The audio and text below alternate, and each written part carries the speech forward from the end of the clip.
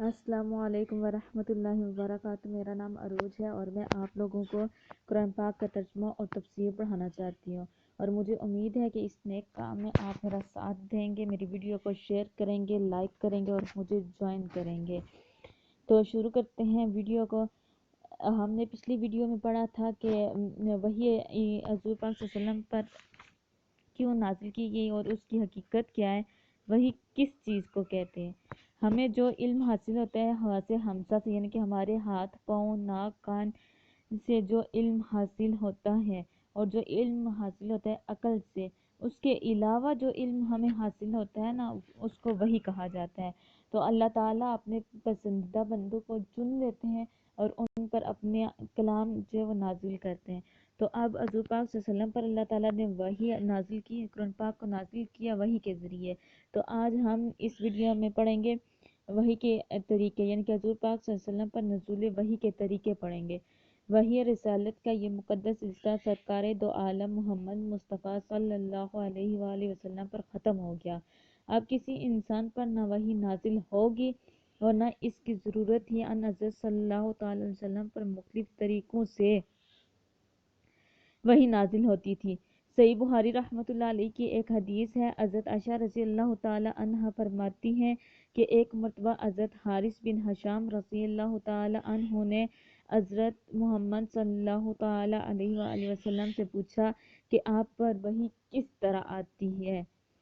تو ان حضرت صلی اللہ تعالی علیہ وآلہ وسلم نے فرمایا کہ کبھی تو مجھے گھنٹی کی سی آواز سنائی دیتی ہے، اور وحی کی یہ صورت میرے لیے سب سے زیادہ سخت ہوتی ہے۔ پھر جب یہ سلسلہ ختم ہوتا ہے تو جو کچھ اس آواز نے کہا ہوتا ہے مجھے یاد ہو چکا ہوتا ہے، اور کبھی فرشتہ میرے سامنے ایک مرد کی صورت میں آ جاتا ہے۔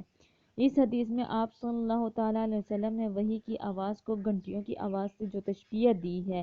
اس کا مطلب یہ بیان کیا ہے کہ ایک تو وحی کی آواز گھنٹی کی طرح مسلسل ہوتی ہے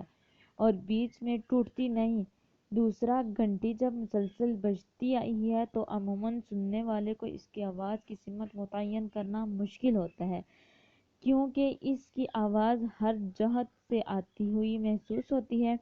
اور کلام الہی کی بھی یہ خصوصیت ہے کہ اس کی کوئی ایک سمت نہیں ہوتی، بلکہ ہر جہت سے آواز سنائی دیتی ہے۔ اس کیفیت کا صحیح ادراک تو بغیر مشاہدے کے ممکن نہیں ہوتا، لیکن اس بات کو عام ذہنوں سے قریب کرنے کے لیے آپ صلی اللہ تعالیٰ علیہ وآلہ وسلم نے اسے گھنٹیوں کی آواز سے تشبیہ دے دی ہے۔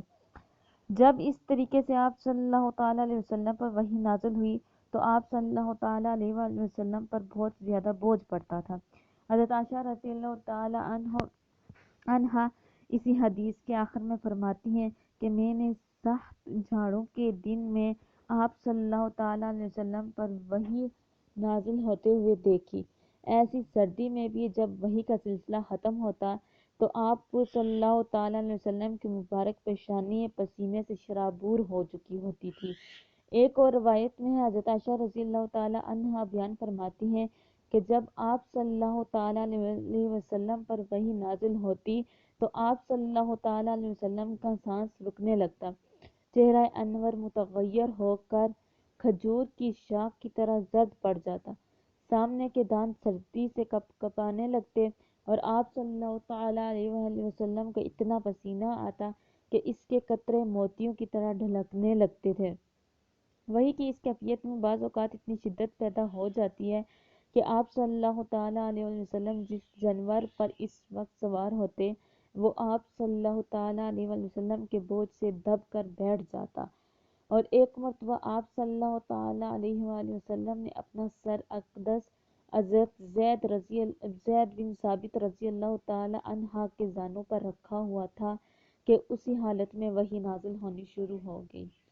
اس سے حضرت زید رضی اللہ تعالیٰ عنہ کی ران پر اتنا بوجھ پڑا کہ وہ ٹوٹنے لگی۔ بعض اوقات اس وحی کی ہلکی ہلکی آواز دوسروں کو بھی محسوس ہوتی تھی۔ حضرت عمر رضی اللہ تعالیٰ عنہ فرماتے ہیں کہ جب آپ صلی اللہ تعالیٰ علیہ وآلہ وسلم پر وحی نازل ہوتی تو آپ صلی اللہ تعالیٰ علیہ وسلم کے چہرہ انور کے قریب